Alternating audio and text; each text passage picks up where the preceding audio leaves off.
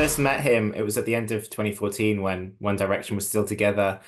And it was the five of them together at the time. And he was super chatty. He was the one who was like the spokesperson for the group. He was always, very conscious that he wanted to keep everyone entertained and sort of, speak for the group because some of the others were a bit more shy. I can remember in that interview, Zayn barely said a word.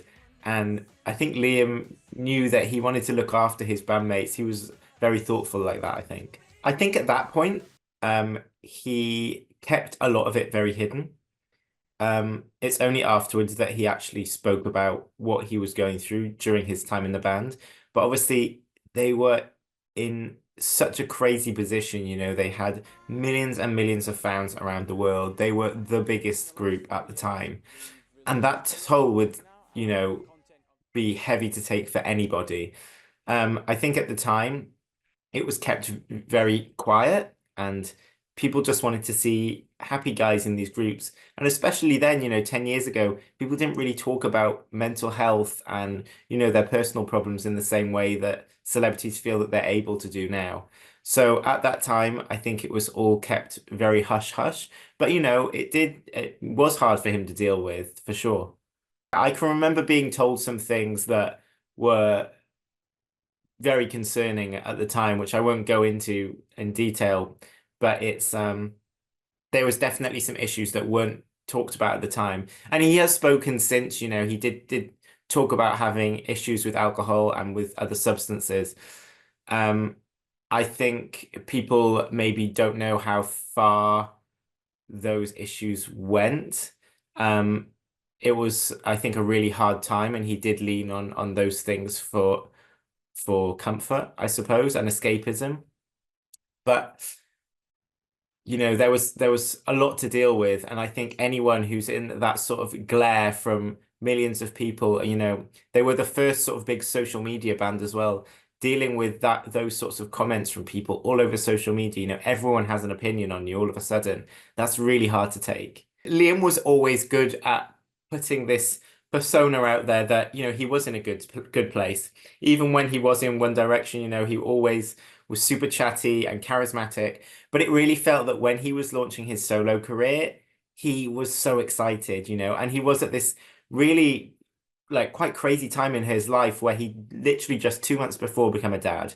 He was in this relationship with Cheryl, which was still fairly new in the grand scheme of things, and but he was so excited. He was really raring to go. And, he was talking about, he'd worked with Ed Sheeran on Strip That Down. And he was just really excited, I think, about the prospects of what was to come. And obviously that song went on to become a huge success.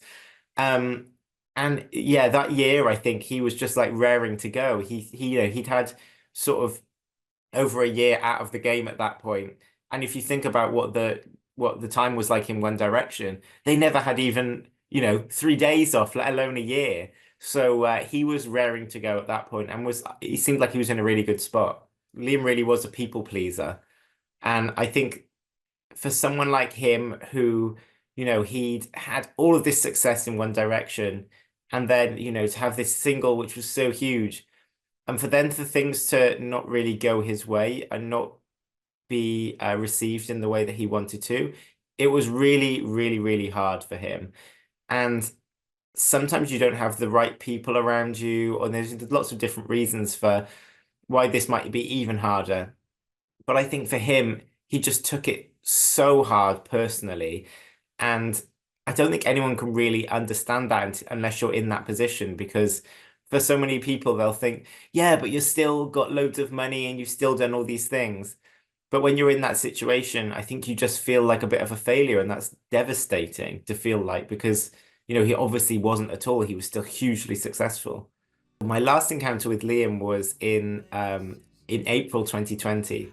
He was releasing a song called Midnight with Alesso.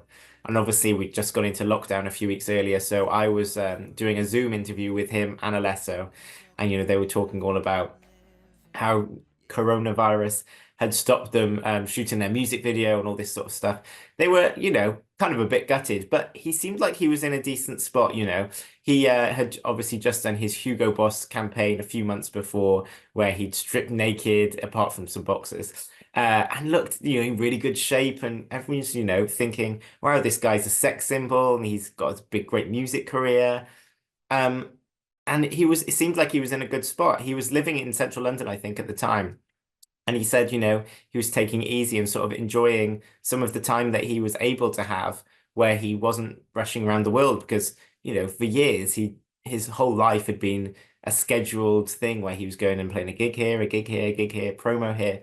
And so I think he was enjoying being in one spot for a little while. I think as the time went by, he really realized after the first album, he really realized that he needed to realize who he was and work out, what he was about. I think the hardest thing for him was seeing his bandmates, Harry Styles is there selling out stadiums last year. And, Harry Styles has got this very, clear identity and people know who Harry Styles is and what he's about. And I think Liam had that thing a bit with a lot of people who become famous very young, is that he was sort of stuck in that mindset of being a teenager. And it was, I think, hard for him to try and work out exactly who he was meant to be. And I think he spoke about that quite publicly as well. But I think because of that, he spent a long time working on his second album. And that meant that he wasn't doing a lot of promo or releasing much music. But also, he had a fiance, he was settling down, and then that relationship broke down. And I think he was having a lot of troubles during that time. I think the team around him thought this isn't the right time to put out music. So things didn't happen for a while, and then he was ill for a while last year. So I think it's been hard because there's been those hiccups in the road. And I think also, the people around him wanted to make sure that Liam was in a good place before he came back and was doing interviews and other things like that, because it takes its toll, and that's very clear. For anyone to die at 31 is just like devastating. Even my mum messaged me this morning and she was like, you know, this is crazy. How can this still be happening, I think it's one of these things that happen which is so hard to deal with. But also, I think a lot of people are thinking, oh my God, how are we losing another celebrity so young? There's so much pressure placed on people. And I think especially social media pressures and, everyone's comments on social media is really hard to take. And I think a lot of people will post and not really think about the consequences. And I understand that. But I think sometimes we need to think, there's a real person behind the scenes here and they probably need help.